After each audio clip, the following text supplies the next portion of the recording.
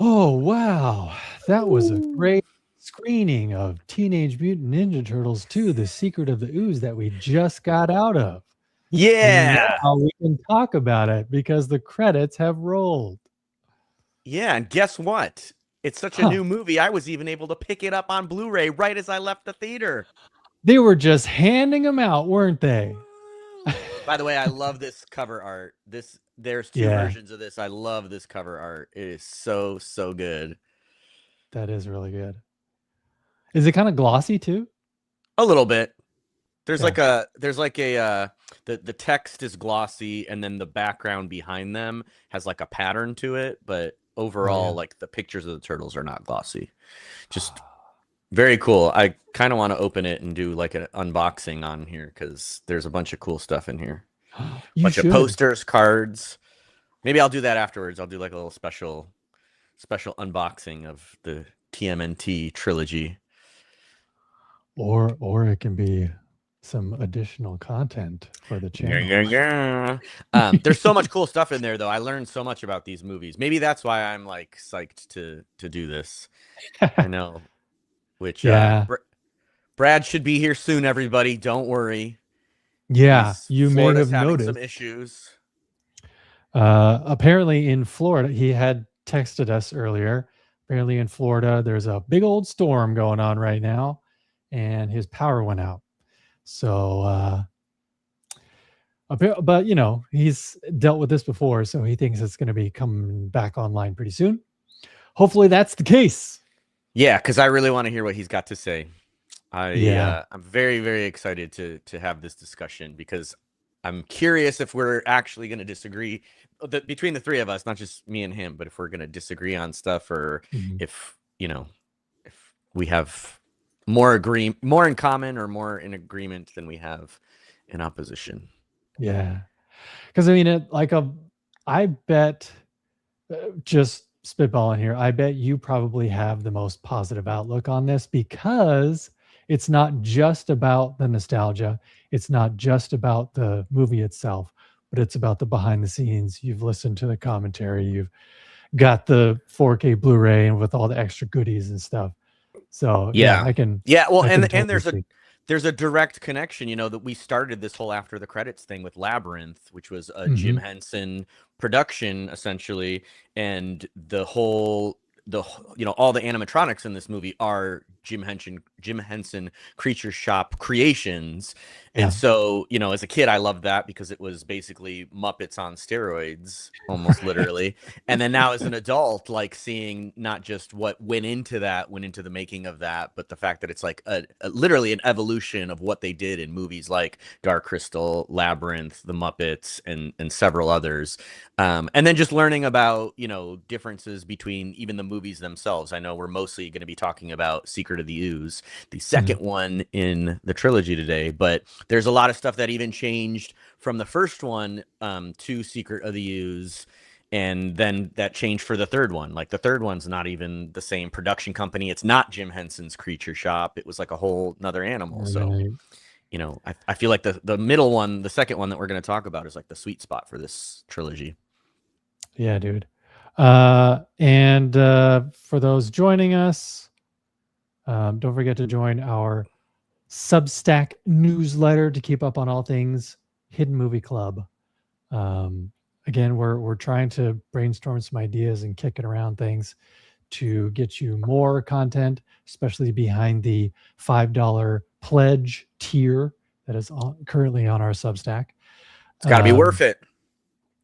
Yeah, so we're trying to get you more stuff to entice, because yeah, we want to talk a lot about this stuff.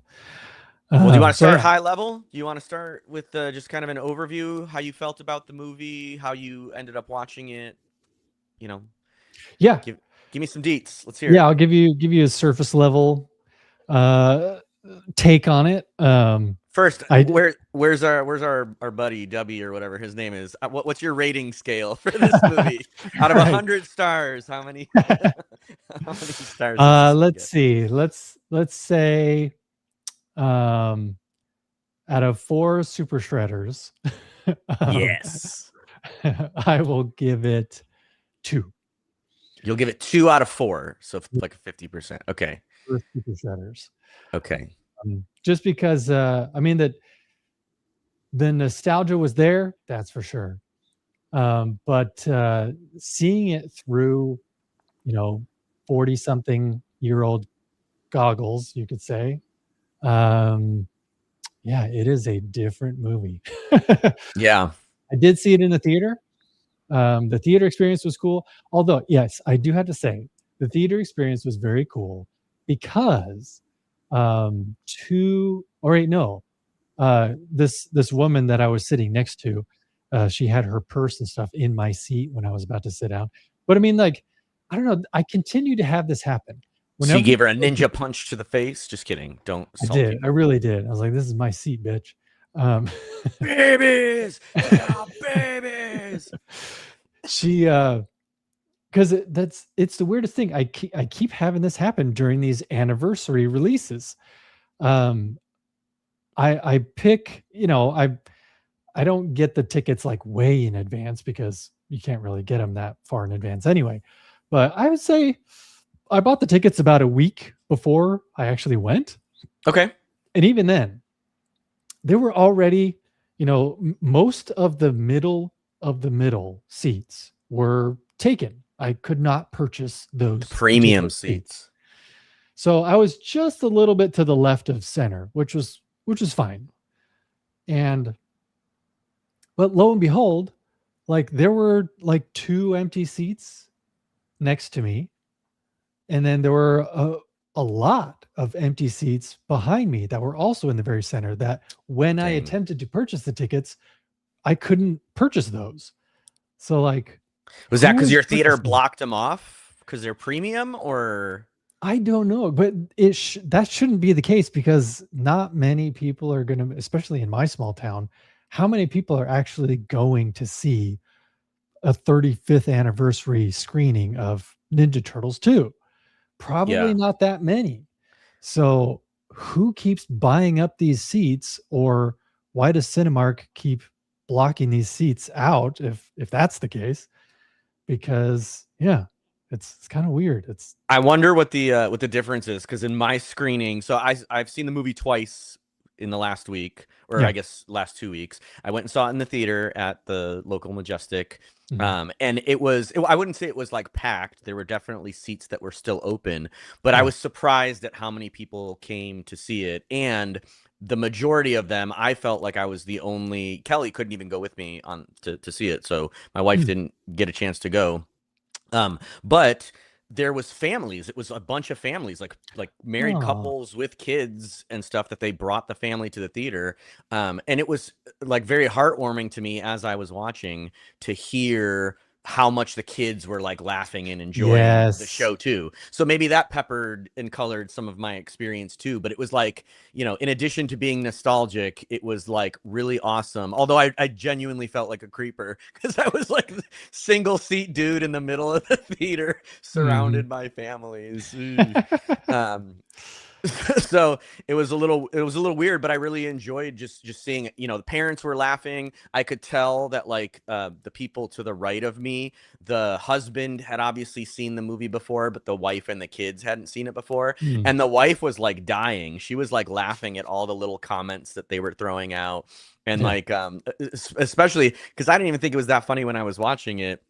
But the scene where like April first comes home and she's Mhm. like cleaning up the counter and the kitchen and like grabbing all their stuff, and she's like, scared of the fake snake in the fridge or whatever, and she's Right. pulling all that stuff out. Make a This man lady was like, belong. yeah, she's like dying. She like thought that was hilarious that they had all that stuff. And then even the part where Kino comes in and sees the nunchucks on the table, and he's like, "You use nunchucks or whatever?" And she's like, "Yeah, I like to chuck every now and then." And she's Right. spazzing. This lady was like dying during that part. I'm like, I didn't really get it. I didn't get it, but I was glad that she was enjoying it because I think it contributed to my enjoyment of the movie. Yeah, because that's honestly almost the experience that I had at the theater. Because that woman that had her purse in my seat, she promptly moved it out when she realized that was my seat. But we are probably around the same age, and yeah, she'd obviously seen it before. but I think the person that was next to her hadn't seen it before because, yeah, like every little joke, this woman was just cracking up. So yeah, that definitely Yeah, and added I to wonder the if people like positive that have experience. seen the first one before seeing the second one, or if they just came for the screening, because the first one's tone is obviously way darker than this Yeah. one. They tried to make this one quite a bit more kid friendly, and it's obvious, I think, when you're watching it. So I'm curious if she saw that one too and was like, "Man, this wasn't funny at all," and then she's like, rocking and rolling over here on the second one. This is great. Um, yeah, but yeah, that I do have to agree that they definitely made it way more kid friendly. Yeah, Um, I mean, even the almost because a little too much. yeah, because it's obviously they're obviously different suits. They weren't able to salvage the suits from the previous movie. Well, they improved So them in a lot of ways. That's one of the cool things that the yeah, behind the scenes talks about is that in the first movie, all the mechanics for their faces, for the masks, were yeah. in the shells. And on this one, they were Oh, able actually to, yeah, and you can tell if you look at screenshots of the first one, their necks in the back are like ultra thick because you can see where the cables are like going in there. oh yeah. And in this one, the majority of the stuff is actually in the head itself. They're like were able to like Oh, miniaturize a lot of the stuff, and the only part that's in the shell still is the radio control. They couldn't separate the actual like receiver box, so that's still in the shell, covered in a bunch of foam with some antennas sticking out. mhm. Um, so yeah, but yeah, to the point about making it more family friendly, I never realized it as a kid. I've seen it before as an adult, but obviously not at my current age. Never noticed they don't use their weapons at all in the movie. They don't use them at all. Oh my gosh, you're right. The only time, yeah, and that's one of the things because in the first one, Jim Henson, before he actually passed away, I think shortly after or shortly before the making of the second one. But one of Mm, his concerns from the first one was that he thought it was too violent, mm. and he told them, or not that it was too violent, but that it was promoting violence too much. Uh, And he didn't put up a stink or anything. The production crew was like, he did what we asked, that he'd read the script, he knew what he was in for, but apparently like the British sensory board or whatever it is, the ratings board was like, this is way too violent, you can't show them using weapons and stuff like that. And so they whoa. cut out a ton of scenes from the first one after it had been done filming and wrapped, and they even renamed it to Teenage Mutant Hero Turtles because apparently in Britain the word ninja is like a no-go, or at least it was back in the day. You couldn't refer to stuff as having to do with ninjas.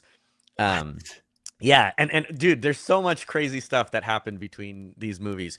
Korea also, they couldn't refer to anything having to do with samurai or ninja. So there's like multiple cuts of this movie out Oh, there that were edited after the fact. But specifically for this one, the only time you see them using their weapons is the only one that's not that was actually allowed by the British rating board from the first one. So it's the only one that you actually see in use in the second one is Donatello's bow staff. right. I was Everything about to else say that. that's used is either used in a comical way or is used in a way where the turtles don't have to actually use the weapon against a human being. So Mm, Leonardo throwing up the swords or the right. katana into the ceiling and then doing that. Michelangelo, they almost had to remove the scene with him chucking the sausages because What? apparently even the sausages were too nunchuck like. Yeah. Come on. Yeah, and the only time you see Wow. Raphael use the sai is when he catches the pizza. Right. Go long, and he dives. Yeah. Otherwise, it's just punching, kicking, and then everything else is obscured. Dude. Yeah, Wow. yeah, Bronco. There you go, buddy. A fellow chucker, eh? Yeah. Yeah, they had to remove that. Yeah. Fellow chucker, eh? Dude, that's yeah. It didn't even cross my mind. But although that is one thing that has always kind of bothered me about just the entire franchise is how little Leonardo can actually do because it's a kids show and Mm-hmm. or kids movie and he's got very sharp katanas. Yeah. And you just can't do anything with them. The funny thing is that the creators, there's actually like a big disagreement between Peter Eastman and Kevin Laird because I don't remember which one is which, so don't quote me on any of this. But whoever, one of them really enjoyed the fact that after the comic book came out, they did the cartoon series on TV, and they made it a lot more kid friendly, obviously, because it was going to be a Saturday morning cartoon. And he was just happy about the success that they were seeing with these characters that they created. And the other guy was like really pissed that they toned it down and made it all kid friendly, because the stories he wanted to tell were more, just more adult type of media. The topics he wanted to cover, the things he wanted to cover were way more adult. Yeah, actually the screening that I saw at the theater had a little intro for the movie. I don't know if yours did, Elon. Yes. Where the guy was talking as he was drawing. Yes. And they kind of did some I thought the quality of it wasn't the greatest. It seemed kind of low budget, but they did some of the Ronin comic, which was really cool. Raphael as the Ronin. So that was cool to see on screen. It could have been nicer, but it's probably the closest we'll ever get to that. So yeah, have you seen, there are YouTube videos out there where like this one particular guy who's just like really good with visual effects. I think he used to be, or is still, somewhat involved in visual effects for Hollywood, but he decided to make these Ninja Turtles centric shorts, basically, that he put on his YouTube page, that are basically that style, like Ronin style, very violent. But at the same time, the enemies, I've seen the Raphael one, and even then it's robots or like android kind of thing. So even the violence is just, him lopping off heads of these androids. So it's not like actual blood. They get away with that a lot. That's even like I guess the whole theory behind Krang or whatever is in the comic books. The Ooze was actually created by Krang's race. They're like these little they look like brains, but they're sentient alien creatures, and they use these like mechanical bodies to go around. So when they were doing the cartoon, they basically were like, we're not going to be able to animate all these little brain guys in their robot bodies, so let's just combine them all into one and make him like the big boss, or the evil controller guy. And that's kind of how Shredder got like the demotion in the cartoon. Right. So I actually, that's one of the things that I do really like. I do like that these movies focus on Shredder as the bad guy, at least in the start. And for the effects that they're able to do, I don't think that they could have pulled off big old cybernetics and stuff like that. I mean, they barely pulled off the turtles, if I'm being honest. Like there's some pretty odd, again, as an adult you're seeing it from a different set of eyes, but there's some like clear seams in the neck where the helmet connects to the rest of the body, and where the shell is clearly like a suit, like a backpack that they strap on and stuff. Right. I know, because I think along with it having just like a slightly different look as far as the costumes are concerned, like they definitely made the faces look more cartoony. Well, and part of that is that those new rigs, because they were able to miniaturize and make everything smaller, they actually were able to get way more types of expressions out of the faces in the second one than the first one. And one of the cool things is that they actually explained, which is something that we're seeing a lot in like CG and a lot of like more visual effects based industries. But they essentially went from, in the first movie, it was all computer controlled. These are all rigs that were computer controlled. But essentially in the first movie, they had to individually have a puppeteer manipulating like the eyes and the mouth and even kind of the form of the face. And in the second one, they used a computer program that they were basically able to pre-program expressions into it. And so then the puppeteers just had to pick the expressions. They had like little buttons that they could use to choose the expression, and then they could still talk. Like they had this little, almost looks like a glove, but they basically go like this to move the mouth. But while they're moving the mouth, the other hand can move the eyes and the head, kind of the direction of it. and then control what the facial expression is while they're talking. So if they wanted to like grimace while talking, this is just opens and closes the mouth, but the computer would handle what the eyes were doing and what the mouth was doing and all that stuff while they're actually making those expressions or whatever. So that's cool. It's kind of like how in Avatar, when they first started, you know, they had to model the water and animate the characters. And now they just have all these systems that kind of work together that they say, hey, I want this thing to do this, run a physics sim, run a water sim, run a fire sim. And they all kind of do everything together at the same time. It's kind of the same concept as what happened with the Ninja Turtles movies. So I think it's super cool. I really, really like the technical razzle dazzle and the amount of effort that it went into. Literally 4 people per turtle. Wow. A stunt guy, that's a guy in the 16 suit, people, a voice, and a puppeteer. Yeah, that's 16 people. And Elmo. Yeah, man. Like, but yeah, watching it this time around, I didn't realize, I totally forgot like how much football comes up. They do so many things that revolve around football. Yes. And even like when Raph and Leonardo were talking, like they kind of pass this Nerf football back and forth between each other as they're progressing through this conversation. They do several, like the pizza toss at the beginning. Go low. Yeah, the pizza, exactly. Yeah, there's a ton. And yeah, like that, you know, towards the end when they have that huddle, and then, you know, they all go backwards against number 2, whatever his name is, Shredder's right hand man. Yeah, Tatsu. My favorite character of the whole movie, because number one, I can't believe that they overdubbed that guy's voice with another guy just to go Tatsu. Like, really, the original guy couldn't do that. I know, man. But because even then, like, how many actual English words does he have? Very few. In fact, I paid attention the second time to see how many times he actually said anything. And it's literally, I think, ninja, banish. Right. Like, there's like one other line later in the movie. Hey, Brad's here. I'm here. What's up, buddy? Hopefully for the whole stream. How's Florida? It's raining.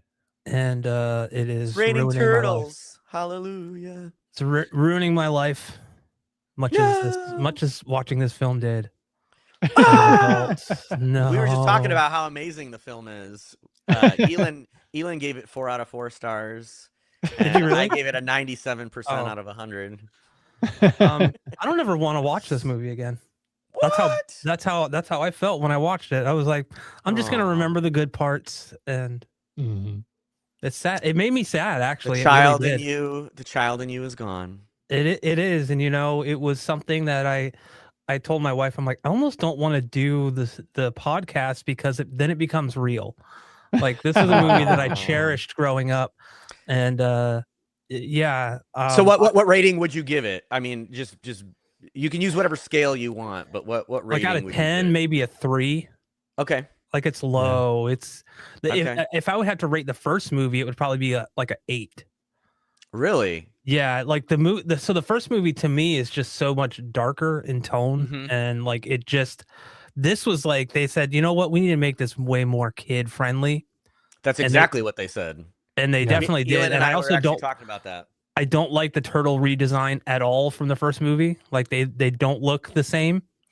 And I think a lot of Did you watch the first one before watching this one, or did you just go into this one? No, I've watched the first one like twice in the past like couple months.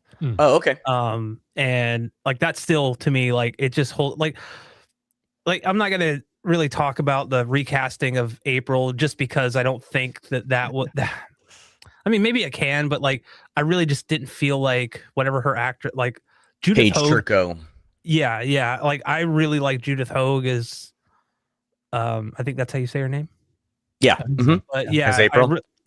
And you know, the absence of Casey Jones was sorely missed as well. I agree. Elias Koteas did a really, really good job as Casey Jones. And honestly, Corey Feldman is Donatello. Like I feel like, you know, he kind of like this one is like they didn't do a bad job, but it was just like, no. I know. Did they recast all of the voices? No. No, I don't think so. No, and actually, Elon, you weren't totally wrong. I told you last time you were wrong that Ernie Reyes Jr. was not Donatello. He was the stunt performer for Donatello in the first movie. So he's not credited as Donatello except for being a stunt person. But in the commentary, they talk about the whole reason why they cast Ernie Reyes Jr. was because they were so impressed by his Donatello stunt work from the first one that they thought he deserved his own character. And they needed like a character to kind of fill in specific plot points. They needed somebody to be able to infiltrate the foot and yada, yada, yada. And they said like he was immediately their choice, that his work in the first movie was so good. So yeah, Brad, we before you got on here, we actually talked about it. The second movie, it was explicitly made more child friendly because they had to make edits to the first one after the fact, because in Britain they couldn't release the movie as is because you're apparently not allowed to use the word ninja in Britain or refer to anything that has to do with ninja weapons attacking a human being, including katanas, nunchucks, sais, and ninja stars. So they had to edit a bunch of that stuff out from the first one in Britain. They renamed, and this also extends to the cartoon too. They had to re-record the theme song for the cartoon to call it Teenage Mutant Hero Turtles. So there's an alternate cut of even the theme song from that. And so when it came time to make the second one, apparently it was such a big headache to get the first one released outside of the US that they were like, we're not even going to do that. Because Elon and I were talking, he didn't even notice they don't use their weapons at all in the movie. Not a single time, except for Leonardo stabbing the ceiling, Raphael catching the pizza with the sai, and then Michelangelo using the sausages as nunchucks, which they almost had to cut out.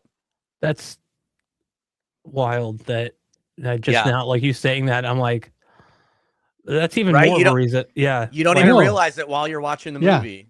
Because Derek said that. I'm like, oh my God, you're right. Yeah. Yeah. Yeah. They're not allowed to use their weapons against human combatants. Yeah. I think that like it's definitely like one of the like I would still prefer it over the third movie, The Turtles in Time, but yeah, I think everybody would.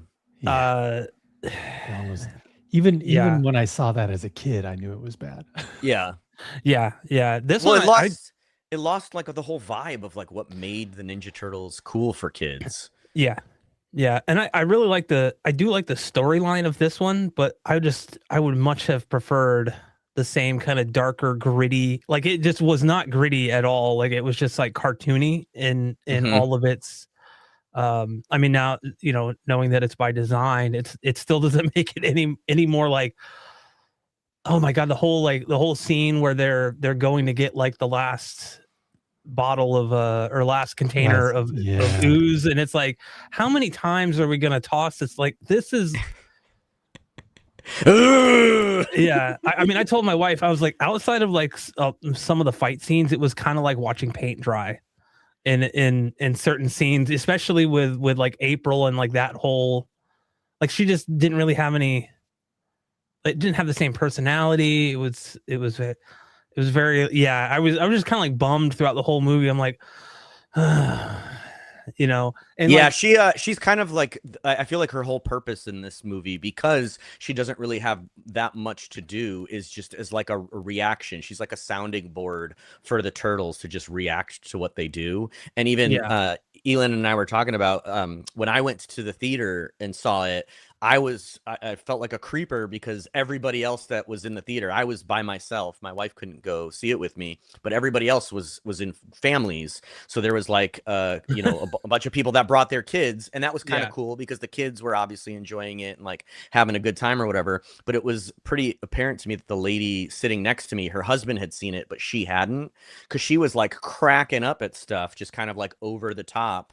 And the whole time I was just kind of like really surprised that she was reacting the way she was, because I don't disagree with you. I kind of feel like a lot of the scenes are just like extended for a little too long as like filler. It's like when you're watching a sketch on SNL that has like a really good premise, but they didn't know where to take it. I feel like that happens constantly in this movie. Yep. And TGRI doctor. Why can't I remember his name? David Warner, totally underutilized in Professor the movie. Perry. Yeah, like I wanted to see more of him, you Mhm. know, like, but I do give him kudos for playing it completely straight. He was like, yeah, in this he was like, cartoony world, he's like the yeah, only straight face and straight man in the whole thing. Yeah. yeah. Like my favorite scene with him was the one where they're like making the goo or whatever, and he tells them that ingestion is the only course, and they're like, wait, you mean you got to eat it? And he just like as blasé as he can is like, affirmative, cowabunga, yep, like or whatever. And it's like, man, I don't know if I I don't know how somebody could do that and just play that scene seriously like that with all the shenanigans going on. Yeah, he was like the star of the whole show for me.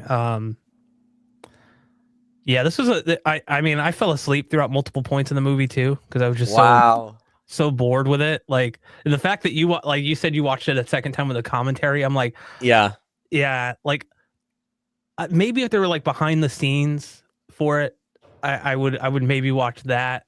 Because I don't think I could sit through any of that. Like I just didn't have enough love for it watching it now to be like, I want to hear about the stuff going on behind the scenes. It's like I just didn't.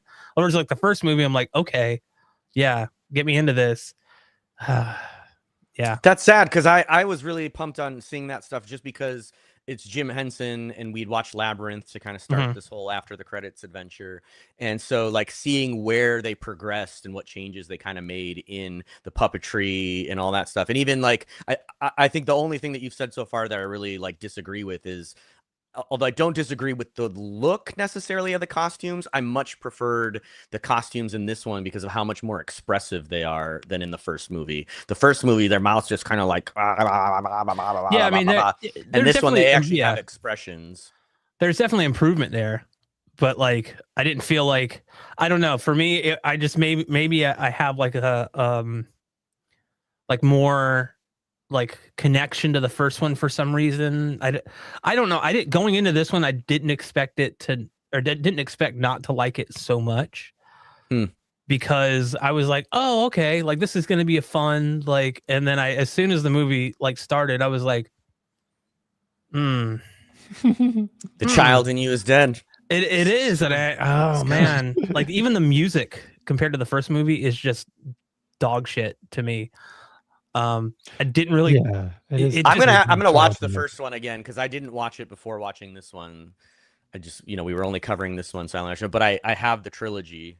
Yeah, because the first one was like a score, wasn't it? It was like completely orchestral. This one was mostly like yeah,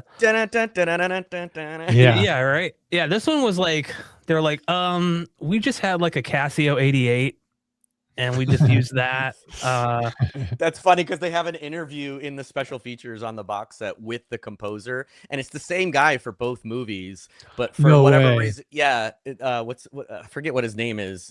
He's like 3 names. It's like John Duprez.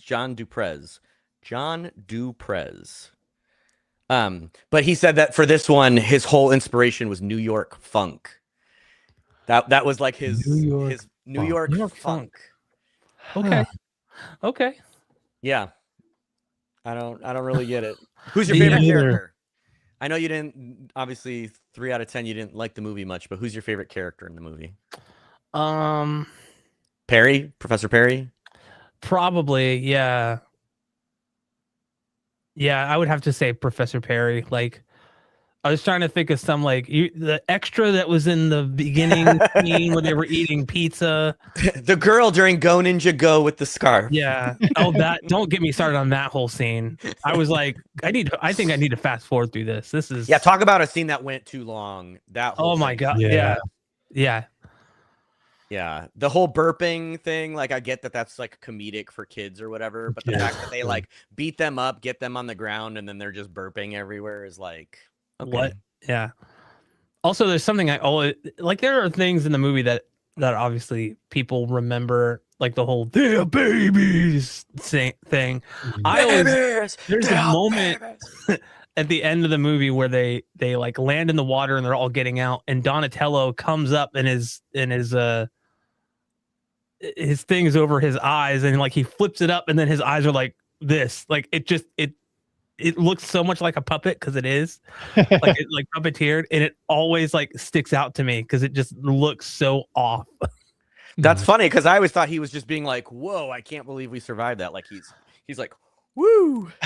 Yeah, I didn't get that Like, at you all. think it's a puppet? That's funny. Yeah, even as a kid, I was like, "What is happening?" I knew they were puppets. I knew they weren't real, but yeah. You know what I didn't realize about the puppets though is I didn't realize where the actors saw out of. I always assumed that they saw out of the mouth somehow, Mhm. and it's actually under the band. They have two little slits. There's like a shadow that their colored bands cover, and there's like eye holes right under there. And sometimes in some of the scenes, if you look kind of closely, you can see them staring out underneath the puppet eyes. Yeah. Look just below where the puppet eyes are under the colored band, and their eyes are sticking out under there. Oh, Oh, wow. man. Yeah. Do you know they added any ventilation to the suits this time? Because I know in the first movie they literally had people almost die in the suits. Yeah. because Only in the helmet. So I was telling Elon before you got on, the biggest change from this movie, from the first movie to this movie with the suits, was the actual headpiece. Because in the first movie, all of the animatronics and everything were in the shell. And there's wires, and you can see them if you watch the first one. There's like a bulge on the back of their necks where all the cables are running up into the helmets. And on this one, they were able to take the majority of those cables and miniaturize all the motors and everything into the helmet. And then it's computer controlled with expressions rather than individually controlling like their eyes or their mouths or whatever. Yeah. And the only thing that's in the shell, I believe, is the radio control stuff that they use to actually do the puppets. Because in the previous one, there's a lot of the stuff where obviously they're like tied down because the cables have to go somewhere. And so Gotcha. they didn't have room for that kind of stuff. So as far as I know, the helmet did have fans in the second one, but the suit did not. There's actually a in the behind the scenes footage, there's a special feature about the making of the behind the scenes. And they show several scenes of like the stunt guys and the actors without their helmets on, but they're in the suit, and the suits were literally foam molded. Like they did body casts and just molded the foam to them. Wow. Gotcha. Okay. Yeah. That maybe I need to watch the special feature because I didn't even. I was so taken aback by how much I didn't like, how much I disliked the movie that I was like, I don't even want to do like.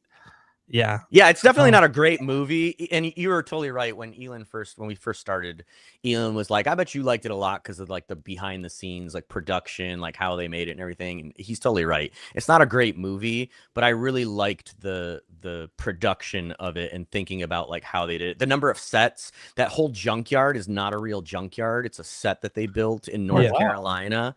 That's like crazy to me because if you look, there's some scenes where you can see how high it is. And the only reason it had to be built that high is because the actors were sweating so much in the suits that they wanted to block as much sunlight as they could so that it wasn't like heating them up as they were doing their performances. Jeez. Yeah. Wow.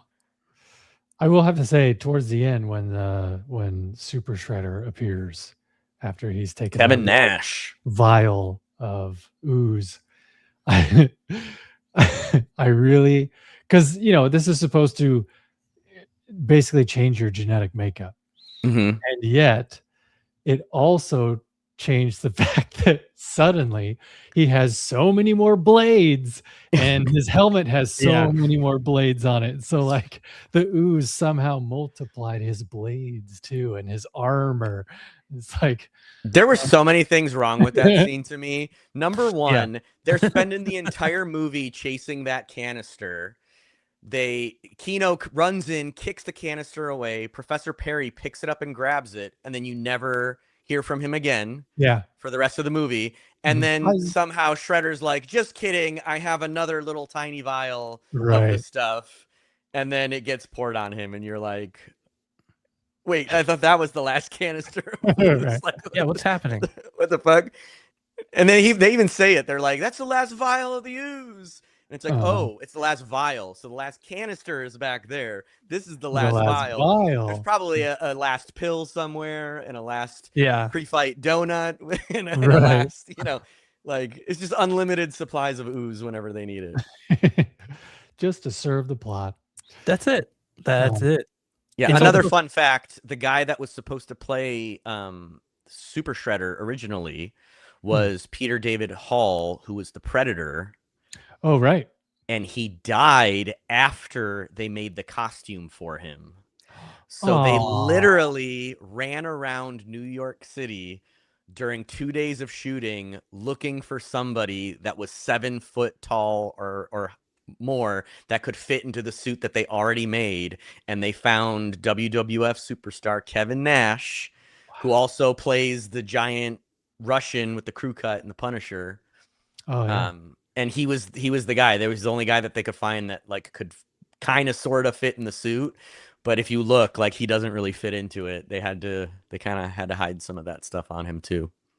Jeez. That's crazy. Wow. Yeah, I remember him from The Punisher. I remember him actually getting stabbed Mm-hmm. in For real. life Yep. in that scene, and he just went with it. Like, Well, that's right. Yeah. Yeah. He gets stabbed like right here. Well, in this movie, he really did become a super shredder. So Yeah. they just ran with that too. They didn't intend for that to he's happen. very but method. They forgot the last vial of ooze. So He's very method. Yeah, Punisher was filmed in like a lot of the places that I like grew up, which was weird. oh, nice. I really like yeah, that it movie. was The Punisher. Mm-hmm. Yeah, it actually, I think Thomas Jane, like other than John Bernthal as Frank Castle, I think Thomas Jane did a amazing job. Yeah. I Lord knows I agree. prefer that Marvel movie to all the crap that comes out now. Anyway, What did you guys think of Toka and Razor besides babies? oh man, Elon, you go first. Honestly, it always Brad's just not excited to be here, right? I'm like, can the power stay off? Is that is gonna get on and shit on the movie the entire time?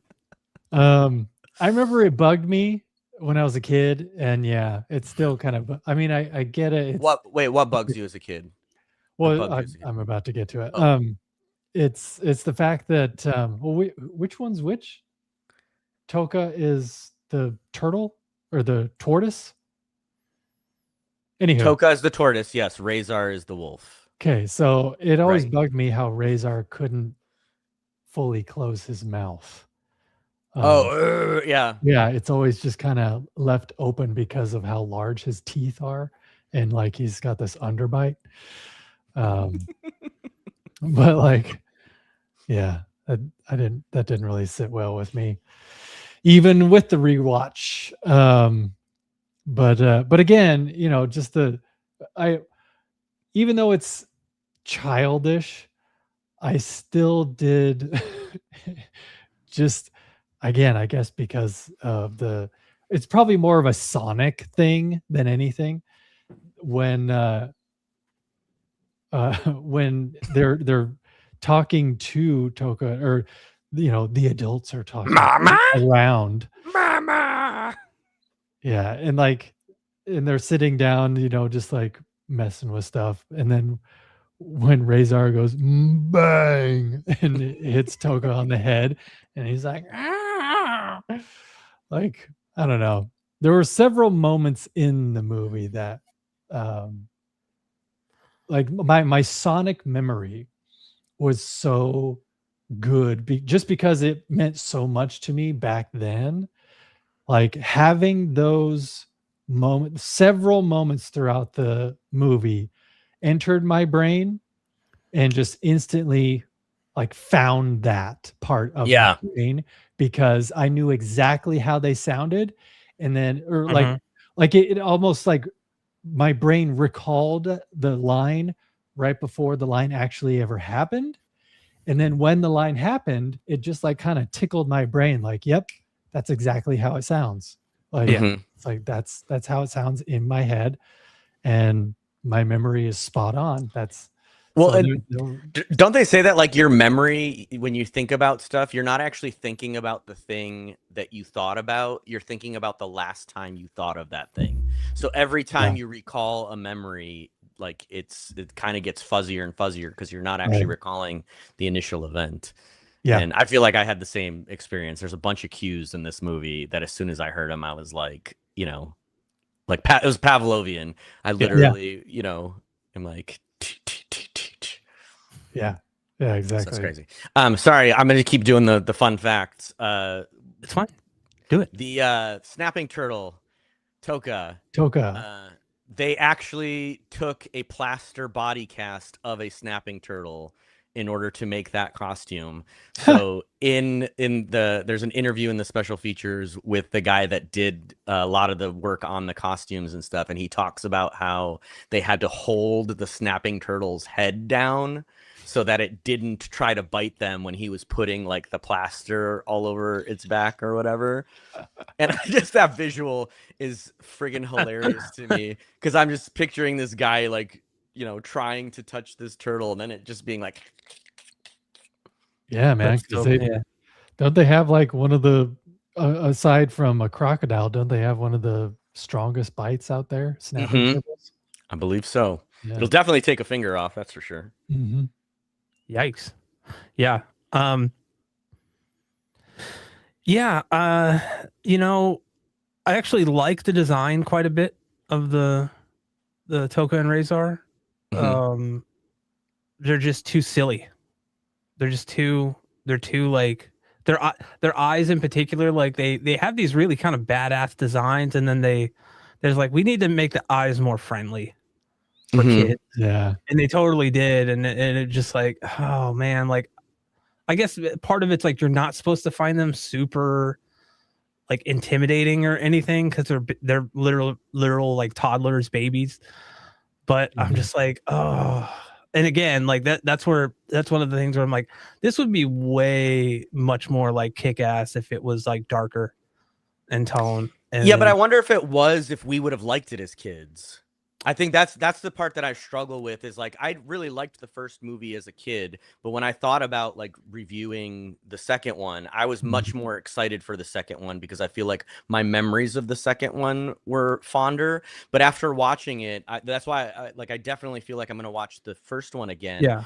Because as an adult, I feel like I remember so many things about the first one just being better. And I think the reason for that was that it felt more serious. Like it felt like the turtles were in danger. It felt like whatever. But I feel like as a kid, do I want to see them in danger? Do I want to see that stuff? Do I want to be scared as a kid? Or do I just want to have fun and enjoy the Ninja Turtles that I saw on Saturday morning cartoons?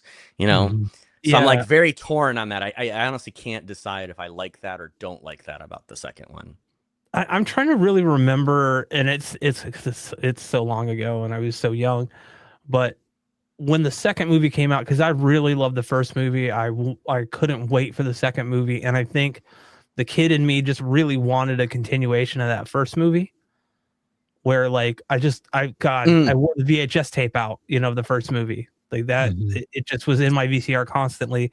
And maybe as a kid, I didn't register the difference as much or at all because it was just like, oh, it's more turtles. Okay, cool. Yeah. Like, well, and story wise, it is a continuation. I mean, it literally picks up from the garbage pile. So yeah, I do remember being like, April's different. That sucks. I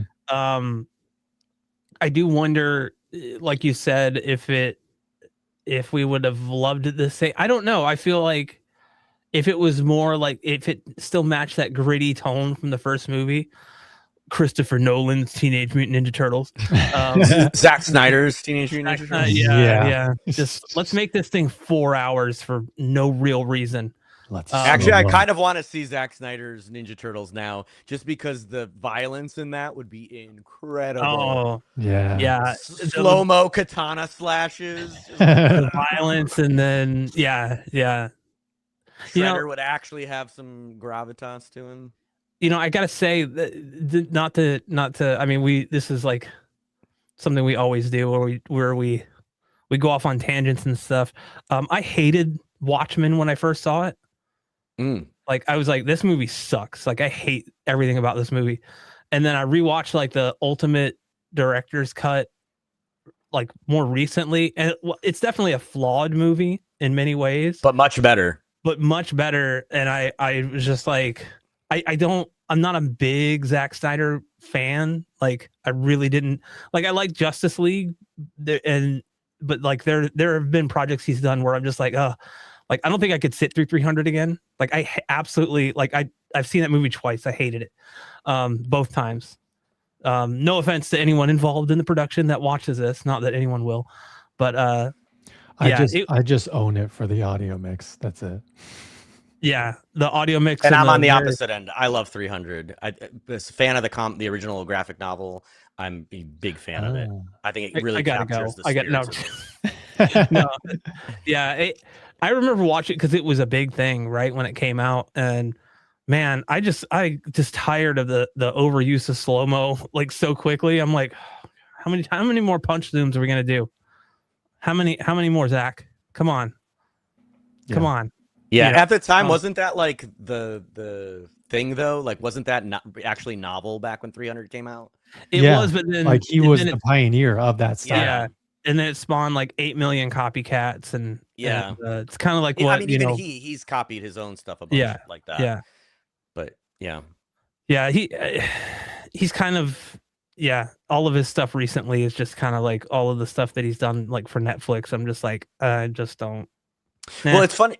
It's funny to me that we're having this conversation because, again, sorry that if I'm repeating stuff to those watching and to Elin. But before you came on, Brad, one of the things that I mentioned is that the creators of the Ninja Turtles, Kevin Eastman and Peter Laird, had like a big disagreement with the Turtles movies because I don't remember which one is which, but one of them was like, no, I want the comics version. I want the dark, gritty, like, Ronin style Ninja Turtles where it's dark and gritty like that. And the other one was just happy that the thing that they made was like successful because it had been made into a cartoon. But because the success of Ninja Turtles was predicated so much on the cartoon and the toys, the movies by extension became aimed at kids, where the original comic book was definitely not aimed at kids. And so even amongst the creators of the Teenage Mutant Ninja Turtles, there's like a fundamental, kind of like what we're having. I don't know if it's a disagreement necessarily, but definitely a different view on like which is better, the version that appeals to people or the version that is dark and gritty that I want to see, that is the essence of what the Ninja Turtles were when they were created. And I wonder if they're still like friends or if that survived. I don't even know if they're still alive or not, but I genuinely wonder like what would it have looked like if we had gotten a Turtles trilogy that was darker like the first one, or if it had really lived up to the initial vision of that creator, even darker for the first movie, because even that first movie had several things that were toned down because Jim Henson didn't want to create the puppets that were promoting violence to kids. And that's ultimately what was this whole movie was spawned from the kids. I'll be right back. I heard my dog whimper. Oh, I hope everything's okay. Yeah, I think, man, I had a really hard time with this one. This is like one of those things where I'm like, because unlike Derek, I don't own it because I've been considering buying it, but like just the fact that he's watched the commentary and he has seen all the behind the scenes and stuff. Yeah, I'm sure that would definitely boost my rating for sure to know all that behind the scenes stuff. But yeah, I mean, kind of like you going into it, just only having seen Turtles 2, when I was a kid. I literally haven't seen it probably since I was a teenager. Maybe I saw it again as a teenager at one point, but I don't even know. I don't even think that might be true.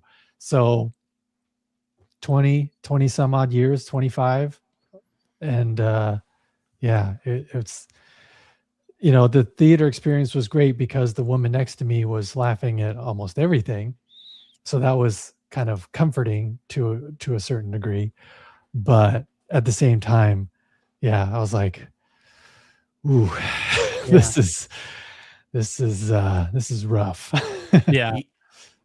You just reminded me, my brother and I used to draw the Ninja Turtles all the time when we were kids. We actually started on the comic book and then they released the cartoon, and I wonder if I can still draw it from memory. Yeah.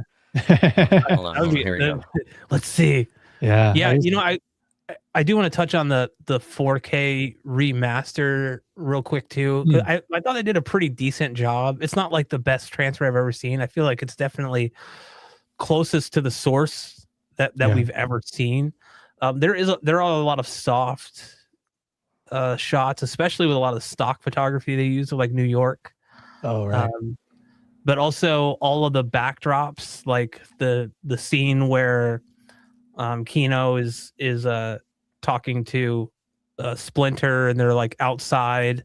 I think it's like near the end of the movie, where you could see like the New York City skyline, in the background. It's so obvious, so fake, by the way. Yeah, so fake. It just stands up sticks out like a sore thumb. That you're like, oh, that's not real. Kind of like in like a TV show, like a sitcom or something, when they open the front door and it's so obviously like they put like a screen up with like an image of a street outside. That's what it's like. It's so funny.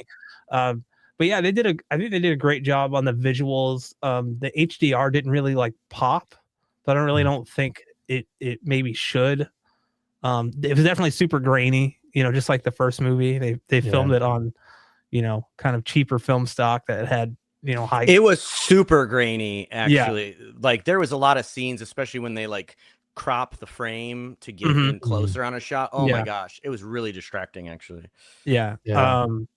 I mean, it's funny because like that kind of stuff, like I don't find it. I find that less distracting than if they just scrub the whole thing of all grain and it just looks super pristine and clean with like detail missing, like most of James Cameron stuff, where I'm just like, just give me the grain. There's no need to go all out like that. They probably could have done something like a wet scan of the negative to, I don't know, maybe they did, and that was the best they could get, because like a wet scan would do a great job at reducing any additional grain that just comes from age, the age of the print and everything, even if it's in good condition. The audio, I ended up watching the DTS like mix, the 5.1 mix, not the 2 channel.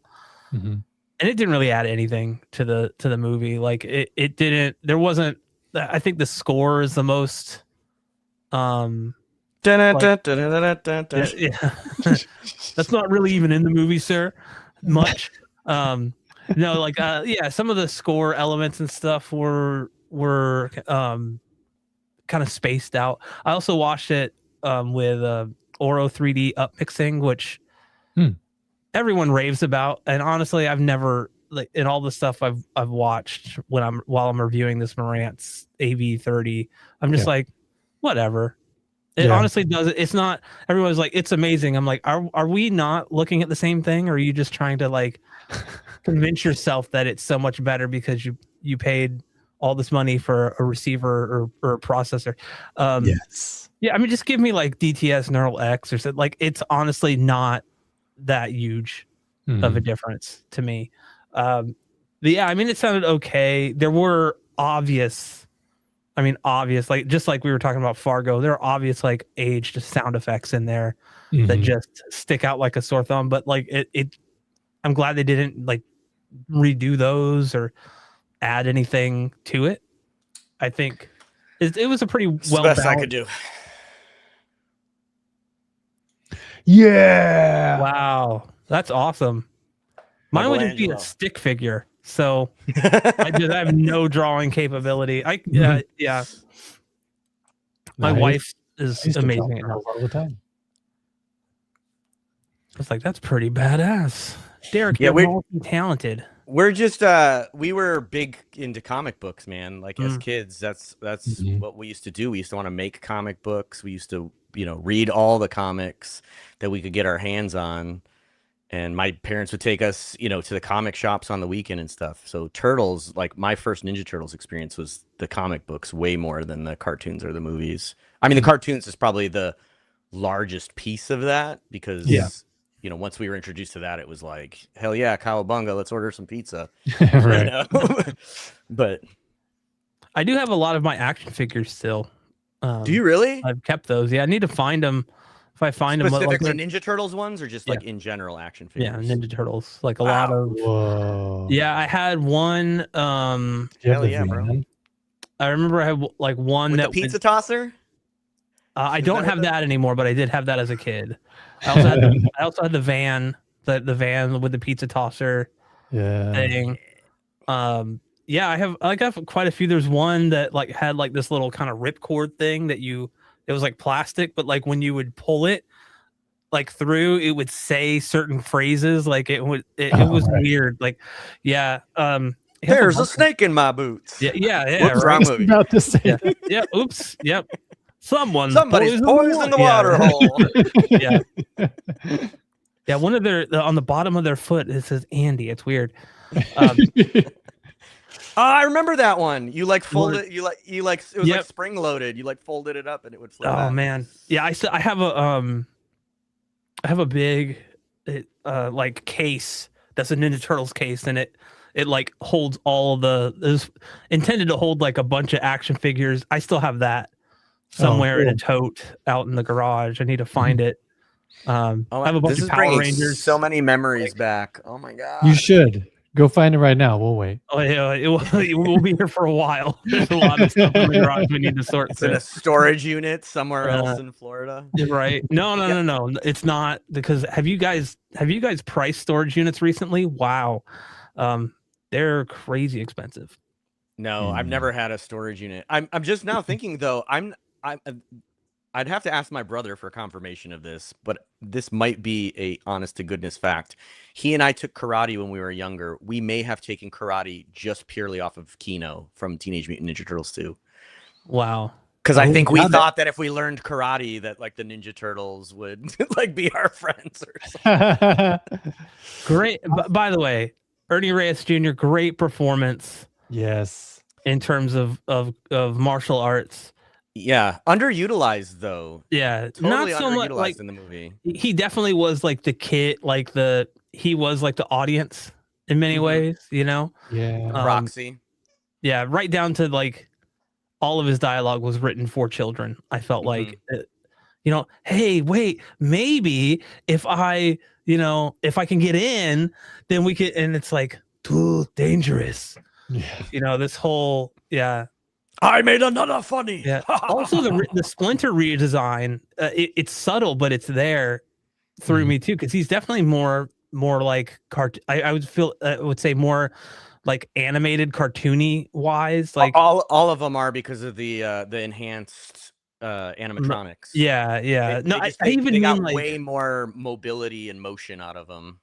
Yeah, maybe I'm not saying it correct. I meant like, no, you are. I'm just saying that like, even because like the whiskers, if you look at the whiskers on his mouth, they had to segment those out in order to accommodate that stuff, and I think it makes his face look like rounder and more cartoonish than it does in the first one. The first one is a little bit more angular, it's sharper, he looks maybe a little more menacing. But I also think they definitely went with more color in this movie. Yes, a lot more color in the costumes and the scenes, and that kind of shows in Splinter and Shredder and all the turtles, obviously, even like the Foot, like that are just wearing these black, like, I don't know, I just felt like they're like the whole like Toka and Razor kind of area where they're making them. It's just kind of like, well, this is straight out of like a comic book. Cartoon more so. Cartoon, sorry, cartoon. That's what I meant. Like straight out of like an episode of the cartoon. Right. Teenage Mutant Ninja Turtles, Teenage Heroes and a Half Shell. Turtle Power. I actually thought it was kind of funny because in the first one, I always thought Shredder's. I just saw like a clip of it from the ending because I looked it up on YouTube after. I just wanted to see like how they finished the last one versus how they started off this one. And Shredder's costume in the first one, at the end at least, is like this like reddish, pinkish, like glitter covered suit. And in this one, it's like all dirty gray or whatever. But then when you look at the Foot, like in the original one, the Foot were like very sleek black, like, almost like leotards. And then in this one, they're wearing like these sweaters.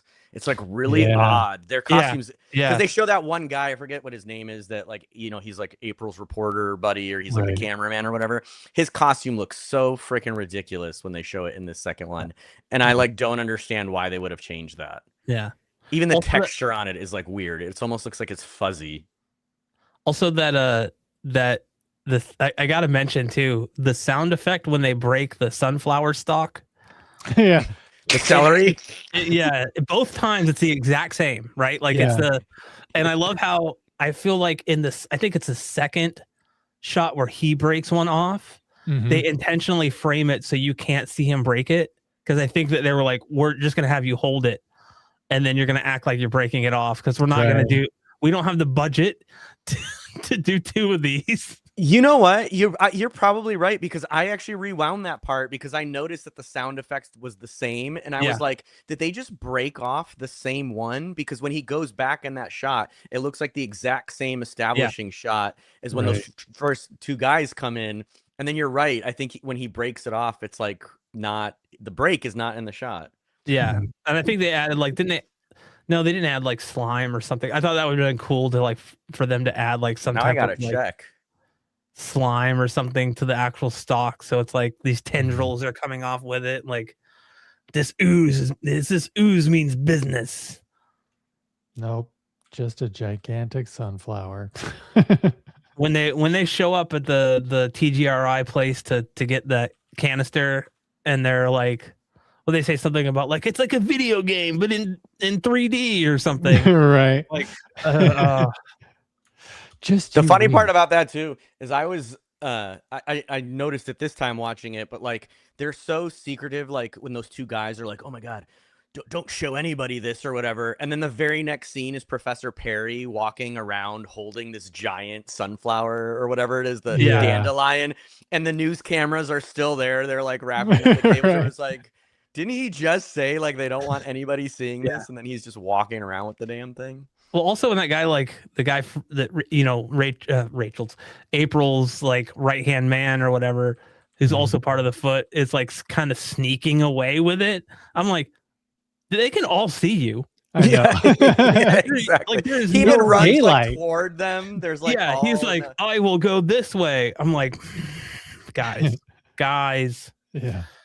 come on. Yeah, it man, there was just so many like, and I feel like in the first movie there are definite moments where you go, okay, like yeah, it's what it is, you know. But I feel like those kinds of things happen less in the first movie just because of the way, the tone, and the setting and the grittiness Yeah. of that whole thing. And when I think back to the first movie, I mean, good lord, you know, we have a guy recommending, you know, regular or menthol cigarettes to children. Yeah. It's like, oh wow, okay. This was definitely like the early 90s, you know. Mhm. I'm torn. You can he like bends it.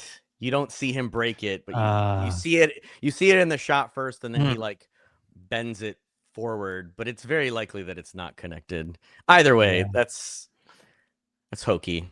It's very hokey. It's yeah. I mean, you know, you do things that you got to do on the day. Yeah. I mean, there is a lot of movie magic like that happens here. Like I said, even the fact that junkyard isn't real, like blew my mind. I've seen the movie a bunch of times now, and when they mention that in the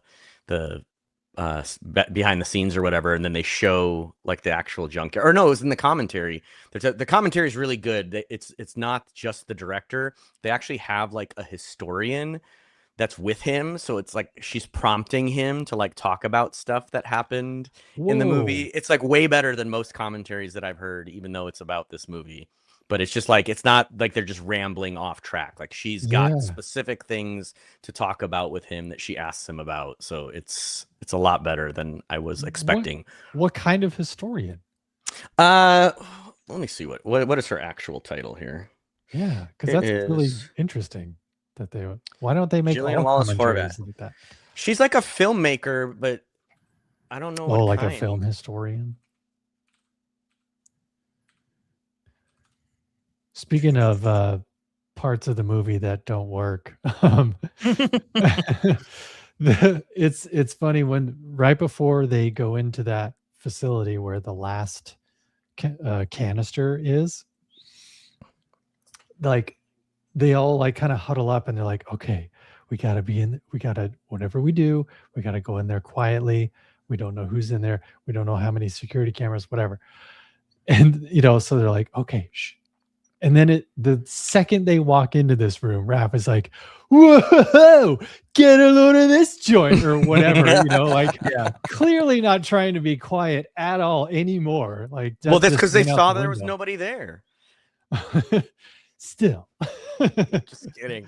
Just kidding. The foot were clearly there because they were right behind him. Right. Mm-hmm. Yeah. But like, that was just, that stood out to me watching this again. I was like, oh man. It's also one of those things where Elon, you're talking about like sound and how it's just kind of stuck in your brain. Yeah. The way that Leonardo always just says Raph. Yeah. A little too Raph. Like Raph. Like when they leave April's and they're trying to find a place to live and they're like in the sewers and Raph is like, this is point. He says something like, oh yeah, like we should go and do this. And then Leonardo just literally throws his backpack down. Like, come on, Raph. Yeah. Like a kid, like, yeah. And then Michelangelo falls down and he's like, but no. And then, which I will say that whole thing definitely, like as a kid, I was like, I want to live in a subway. Like, that. Like I want to have an old set, like, for sure. I read a whole article about how multiple children after the release of the movie were found like trying to get into the sewers near their homes because they thought that they would be able to find the Ninja Turtles. I remember that as a kid. Yeah, I was one of them. No, honestly, we probably were. My brother and I, we probably like you couldn't lift the lids, maybe, I don't know, but I'm pretty sure we tried doing that. What's funny is, I do remember kind of being like as a kid being obsessed with like what's under that manhole, like what's going. Like I always thought I'm like it's gonna be just like the movie, and like I've never been down in one, but it was pretty funny to like have that point in my life here. There's a point in my life where literally a year or two, I'm like constantly like looking at manhole covers every time, that one seems like it's slightly open. That's another set that I thought was awesome too. That whole subway. Oh yeah. Subway set. Because apparently they modeled that after like the real the original New York City subway station or whatever. And it doesn't exist anymore, or it's boarded up or whatever, but that was all just based on reference photos, and they just tried to recreate it as well as they could, and like just watching all the different doodads and knickknacks that they put in there, and all the cobwebs. Oh my god, the cobwebs. Yeah, so many. Oh yeah, it reminded me a lot of in Ghostbusters 2 where they find the old pneumatic transit system, and how I just thought that like there are literal places like that in New York, that are underground, that have just been abandoned and that nobody has access to. And I'm like, that is so wild to me. Like I would love to see stuff like that in real life. Maybe not necessarily the slime. It's a river of slime. Yeah, but what are you doing? We're working here. Yeah. We checked with the telephone company, and we checked with the lines over there. The lines over there.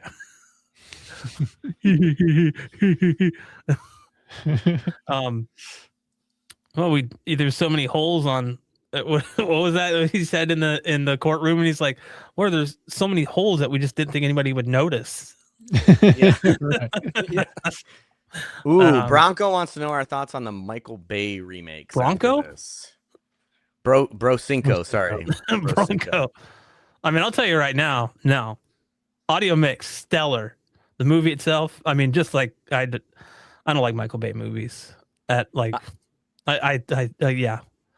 I'm not a big Michael Bay fan either. I recently rewatched the first Transformers and thought it was cool-ish, but I don't know that it was worth making all the others. Like I think Michael Bay has a good eye like for visual effects and filming as much of it practically so that the people doing the visual effects can do a good job, but I don't Yeah. think the movies as a whole are that great. I don't think I liked either of the Teenage Mutant Ninja Turtle movies that he did. I much prefer that what is it, Mutant Mayhem or whatever, the animated one. The Seth Yeah. Kinda like- Rogen one. Yeah, it's kind of Yeah. like the Spider-Man Spider-Verse type Yeah. animation. I own that one. That was great. Same.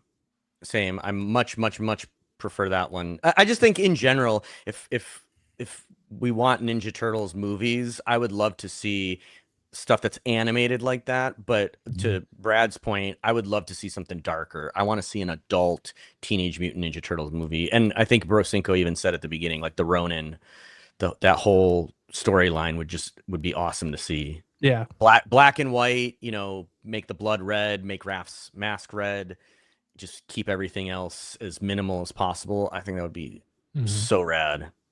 Because I honestly wonder if that is kind of the end game with Seth Rogen kind of taking over the helm of Ninja Turtles recently, because of the fact that he has done very dark things in the past. Wasn't he in charge of like bringing back Constantine? Wasn't that his thing like a few years ago? That I don't know. Like a mini series or something, or like a TV show that Seth Rogen was, executive producer on, and his partner Evan Goldberg. But like the fact that, because I'm pretty sure there's 2 animated Ninja Turtles movies now that Seth Rogen has produced. I think there was a second one that came out. I think you're right. Really? Yeah, but I haven't seen the second one. But maybe this is like his way as like a soft launch of like, okay, now we've had these 2 successful, animated ones that are kind of geared towards kids. Maybe now the studios can soften up a little bit on maybe me pitching them a darker version, or maybe one that's definitely made for adults. There was an animated TV series, but I can't. Oh, TV series. Maybe that was it. Oh. In 2012, it looks like.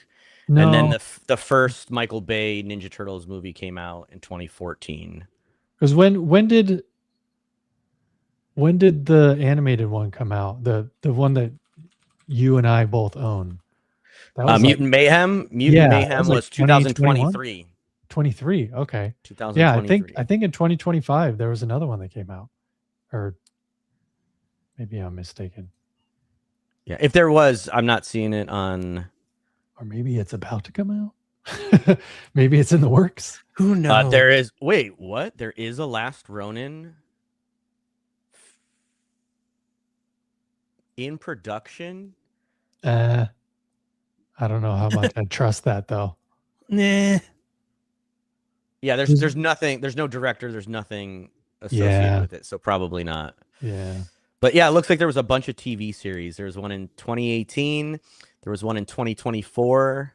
There was one in 2003. Teenage Mutant Ninja Turtles 2, expected August 2027. Oh, along the lines of Mutant Mayhem? Yes. Nice. That's what it looks like. Still produced by Seth Rogen? Does it say? Producers: Evan Goldberg, Seth Rogen, James Weaver, Lucas Williams, Scott Lucas Williams. Yep. Nice. So that'll be the sequel to that one. Yeah, I'm excited for that then. I thought the first one was really cool. And I liked that they actually made them feel like teenagers. Exactly. That was super cool. Like all the awkwardness and everything was really great. Yeah. And that how they, because it was produced by Sony, wasn't it? Like, because it had the whole Spider-Verse style as far as like that kind of jittery animation. Probably. Do you guys like that kind of animation, or do you find it? I like, as with everything, I always have good and bad things to say. I liked. I haven't seen, what the heck is the second? Across the Spider-Verse. I haven't seen that. I own it, but I haven't seen it. I like the animation style of the first one. Yeah. I didn't like the whole like. There were a lot of moments in the movie where I felt like there was a separation of colors, kind of like a comic book, where like red, green, and blue, and it almost felt like The like halftone thing. the halftone thing, but like I was watching a movie meant for 3D anaglyph glasses, but I didn't have them, and it kind of gave me a bit of a headache. I think with the kind of jerky animation style, and that it did kind of give me a little bit of a headache, but I did like the animation style a lot, and I think once I got closer to the end of the movie, I kind of adjusted to it, but it was just something like. I was like, this is interesting, but I feel like they could tone this down maybe 20-25%, get the same effect that they want, but like it would be less intrusive. But I mean, again, I'm not. You're not the first person I've heard say that though. I love the first Into the Spider-Verse movie is probably one of my favorite movies of all time. I'm a huge Spider-Man fan, again, huge comic book fan. I think that movie did such a great job of tying a bunch of different Spider-Man concepts together without like actually redoing the origin story. I mean, I know they kind of do it in the quick takes over and over and over again, but I just I loved the amount of thoughtfulness that went into the animation style for that first one. The second one was like a little bit of an evolution for that one. I didn't have headaches, but several of the people that I saw it in the theater with said that they got headaches from that, especially the scenes in I forget what that is. It's like New York City, but it's also Mumbai or whatever it's called, where the one Spider-Man lives. That when they first show that rift, they do a lot of that halftone stuff, and a bunch of people were like, "This is," and we did see it in 3D, and they were like, "Even in 3D, it's giving me a headache." So I don't think you're the only one with that. I think that's a stylistic choice that just didn't work for everybody. Wow, because those. I was actually going to bring that up in Across the Spider-Verse, is that, New York / Mumbai set piece is like, because they definitely like, because as far as I'm pretty sure that like those scenes in particular and some of the other scenes almost broke their entire system because there was just so much on screen going on simultaneously. But so there's definitely an uptick as far as what they were able to do visually in the second one. So it's, I think it also has a bunch of field of view changes too, though, and that I think, like, if you ever play video games and you change the field of view, there's I don't know how many old school Quake players there are, but we used to have you'd bind like your shortcut keys to change the field of view really quickly so you could aim and then it would change back. And when you do that, if you do that too much, you literally will get like motion sickness where it's like that backwards and forwards. And I feel like that combined with that halftone thing, the halftone thing really makes those kinds of shifts apparent. You notice them a lot more than I think if it's not separated like that, because the like you're saying, the reds, blues, and the colors, they spread out more when you're further away than when you're close. So you get kind of like a weird parallax. And I think it's kind of like when people don't have VR legs, when you're not used to that type of motion, and because it's not a natural motion, it's not something that we as humans see normally, it's real disorienting. Yeah, and I'm a big gamer myself. I'm all about like artistic intent and everything, but there is one setting in every video game I always turn off, and that's chromatic aberration or like lens distortion, because I'm like, I get the idea behind it, but it just ruins the picture quality and makes it harder to focus on. Chromatic aberration in particular, lens distortion not so much. It's the separation of those colors, especially like when they overdo it and it's not at the edges of the image, it's like the entire image.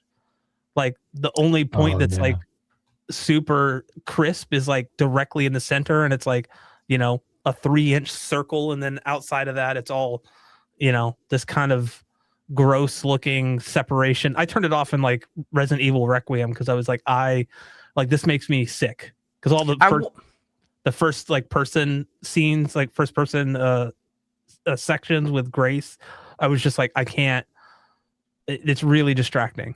So I wonder if my color deficiency helps with that, because I don't turn that stuff off. Maybe. I don't really notice. I mean, I notice it sometimes because it could be right, there's some separation, but it doesn't bother me.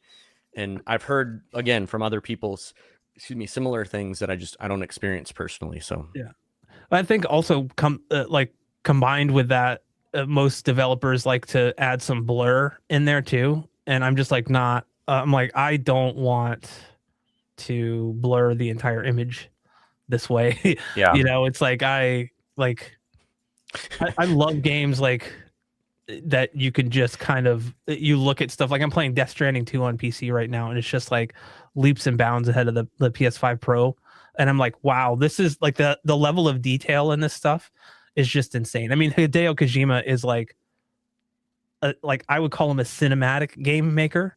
Like he's very he's definitely like one of those developers you're like, I either love his stuff or I'm not. I'm in the love camp for sure.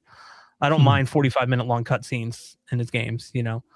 Maybe that's why you didn't like this movie, Brad. Maybe it was one true. turtle, but you didn't turn off the chromatic aberration. That could have been. So I mean, like there was 4 of them. God damn it, Donatello! Why are you? And of course, it would be him because he's the technically literate one. Yeah, where he's like, it's actually Teenage Mutant Ninja Turtle. Yeah, like he's the one that figured out how to hook up the phone and everything. And yeah, that's I was just looking at the comments here too. I set my first. Oh, that's okay. Yeah, they have the free trailers from. Sorry, I got distracted. I was like, yeah, no, that's fine. That's fine. Yeah, it's hard to find those Dolby Atmos, those like Dolby Atmos test trailers now. No, I think you can only get them on disc. Really? At least I know that they haven't made a new one in several years. Yeah, but I know that there was an AVS forum post, I think, where you had to like use torrent to get them. So I don't know the legality of that. So yeah, don't. T-word. I mean, the thing is, it's like this stuff isn't readily available, so you can't. It's not really something you go buy. You're like, Dolby, I want to use your stuff to promote my stuff, like. Copyright strike. Just kidding. Yeah, I'm not. Let me rephrase. I'm not suggesting anyone torrent anything. That's not cool unless you own, like the actual like it's something that you made. You own the rights to it. Then torrent to your heart's content. But if you don't own the rights, I'm doing this for legal reasons. If you don't own the rights, don't do it. Get him, boys. Get him. Any other thoughts on Ninja Turtles 2 Secret of the Ooze? We got another burn it to the ground. This doesn't need. No, I'm just kidding. Another thing that I noticed watching it this time around was the fact, again, just to play to the audience of young children, it really stood out to me how, like, you know, you've got your moments where they have to get a reaction from each individual turtle. Yep. You know, always. when they come into April's apartment for the first time, wicked, you know, then Bossa Nova. Yeah. Perestroika. Yeah, perestroika. I did like, I will say, I agree with you wholeheartedly, but I did like how they framed some of those. There were some cool camera shots. They're like tracking. Yeah, and they go through each one at a time. It did get annoying after a while, but there was some creative. Actually, that is one thing that I will say, because they mentioned it on the director's commentary. Every shot is kinetic. There is not a single still shot that doesn't move. Every single shot in the movie moves in some way. I did think that was kind of cool. There's a lot of movement in the entire movie, but again, I think that's mostly to go for those, you know, sensibilities for kids, to make it more movement, or what I think they use the word like kinetic. There's a lot of kineticism in it, and energy. Yeah. I did think some of those were cool. Yeah. I really don't have any other comments, unfortunately. It was I could have done with far less Vanilla Ice. That's so funny to me on multiple levels, especially now in hindsight, seeing like what happened to Vanilla Ice. I know. Good old Rob Van Winkle. Just you know. In the behind the scenes, they actually mentioned the funny thing about how, I guess I don't remember who was responsible for it, but they were talking about shooting the scene in the club and all this stuff, and they were like, we need to like represent this like Black American music or whatever, and then the guy came back with the only hip-hop artist they could find was Vanilla Ice. Yeah. Yeah, dude. It's just like, all right, fun.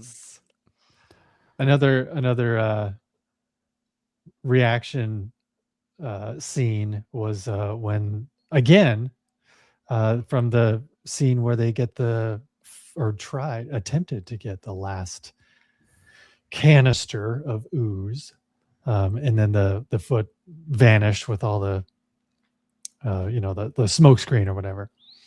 And Ninja vanish. yeah, that's another scene where it's they had to get a reaction from each turtle. Oh, foul! Oh, bummer! Like, Did anybody else notice that he says ninja banish in that scene? Yeah. Ninja Banish. I was telling Elon, and before you came on, I was like, I can't believe that, number one, that guy got paid to play that role, who essentially through most of the movie does absolutely nothing except grunt, but that apparently those grunts weren't good enough because they voiced over with a different actor. Yeah. That's so funny. Two people had to be credited for that one role. And it's like, Yeah. you can't even grunt well. Yeah. Could you imagine getting those notes? I will say, even to this day, it's still there is one line that still gets me. And it's when they're about to have the final showdown and they're walking around tiptoeing, trying to be as silent as they can. And then Raph says, Shredder!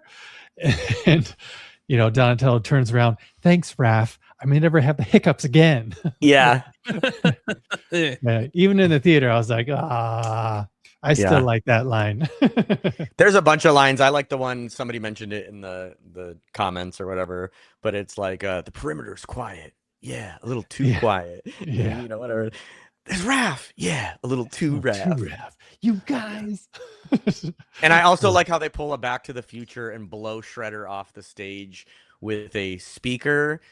Yeah. That doesn't harm anybody else on stage. No. It's like somehow singularly pointed at Shredder and only affects him. I do love Michelangelo's thing where he's like, 2 words, time share. Yeah. And like, that's something like what kids are not going to know what this is. That's something for the adults in the room. And it's something that I've wanted to use in numerous occasions just to be like, okay, I hear what you're saying, but if there are 2 words that could change your mind, time share. What do you guys think about this one? I say absolutely yes. And I think that in another time, if they had made this movie now, we probably would have actually seen like a panel split with their reactions. Yeah, right. If they had like a little bit more budget and could do that. I want to see Robert Rodriguez's Ninja Turtles. Like, dude, I would be down. Yeah. With that, it would just be, it would be a weird like Spy Kids and Sin City mashup, You're like, this guy could do it all. No. That'd be cool. Like a Seth Rogen, Evan Goldberg produced, but Robert Rodriguez directed it. Well, that's what I'm saying. Like, actually, Sin City is a great example because that movie's black and white with red for like the blood and, like minimal color use. I would love to see that The Last Ronin done exactly in that style because the original Ninja Turtle comics were black and white. Yeah. They didn't have the colors. The colors were made for the cartoon so that kids could separate between them. And pick your favorite. Yeah. So do that, but since it's just focused on Raphael, all you need is the red for the band, red for blood, and boom. Baby, you got a stew going. I blew myself earlier. Yeah, dude. All right. Anything else on Secret of the Ooze? I'm going to go rewatch the first one. That's my only comment. Yeah, rewatch the first one and realize how bad the second one is. And then realize how wrong you are. No, I think I can just love both of them. You can. There's nothing out there that says you can't love both of them. Yeah, I probably will like the first one though as an adult.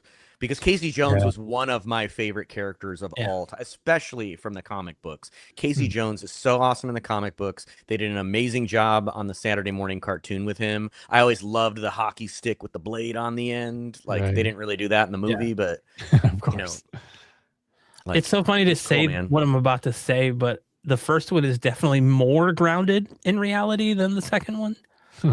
Oh yeah. I mean, we're talking about like Teenage Mutant Ninja Turtles, but like in a dark, gritty kind of New York environment. And I just feel like it. Yeah. I mean, there's also a lot of like more adult things going on, like April getting fired and the whole like tension between her and Casey Jones. Like it's all this, like there's a much. I feel like there's much more like humanity in the first movie than the second. Just kind of being like, this is a kid movie that's about Ninja Turtles fighting bad guys. Let's do, you know?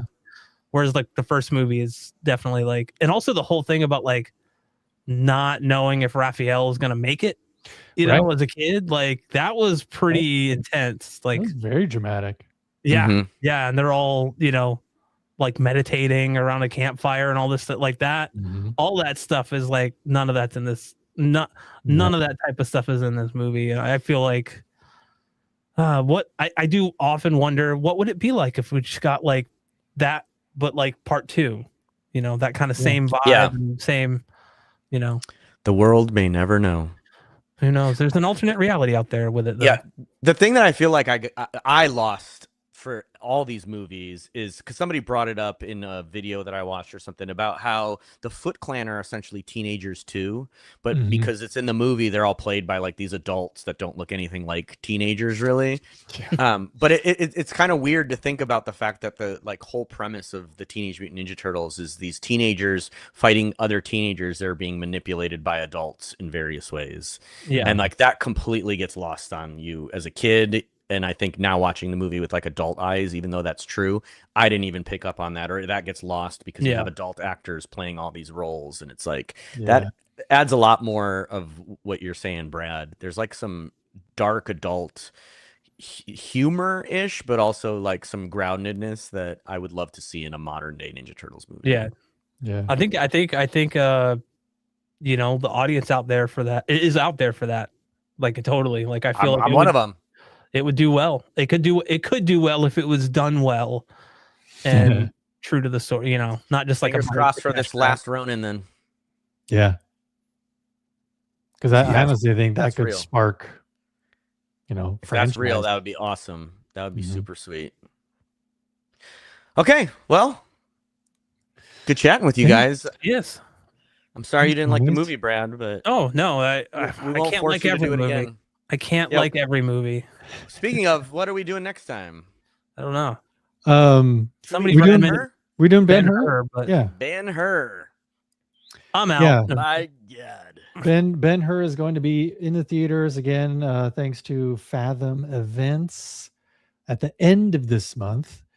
I think it starts like the 28th of March or something and goes through the first part of April. So yeah, catch Ben-Hur in theaters if you can. Although I think it just got a newly released 4K version. You want to purchase that as well? I will probably pick that up. It's classic. I've never seen it, but I've heard good things about it.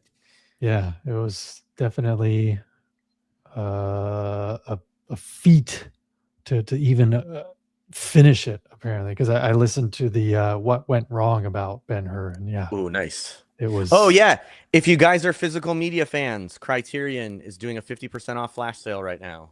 Yeah, right now, 24 hours, right? Now. Yeah, till tomorrow. Yeah. So pick up your picks before they go away. So, I always wait till Black Friday most of the time when I'm buying a bunch of movies. I'll pick up the individuals, but if I'm buying a bunch of them, I usually wait. But this time, I'm probably gonna pick up a few of them. You got to get Pee-wee's Big Adventure, man. Yeah, I am. It's a great transfer, great movie. I love Tim Burton, and I'm also going to do the Wes Anderson collection. I think it's a big ask, but I think I can probably splurge for that one this time. So, yay! All right. Thanks for joining us. Thanks for listening. Thanks for watching. Subscribe on yeah. Substack. We'll see you later. Subscribe on to our Substack, hiddenmovieclub.substack.com, to keep up on all things Hidden Movie Club. Yeah, weekly newsletter and bi-weekly double take with Derek and I in between these after the credits episodes. Those are on the every other Tuesday at noon, and then after the credits, like today, are every other Tuesday at 4 p.m. That is Pacific time. That is 7 p.m. Eastern. Thanks for joining. We'll catch you on the next stream. Peace, everybody. Later. Bye, guys. Bye.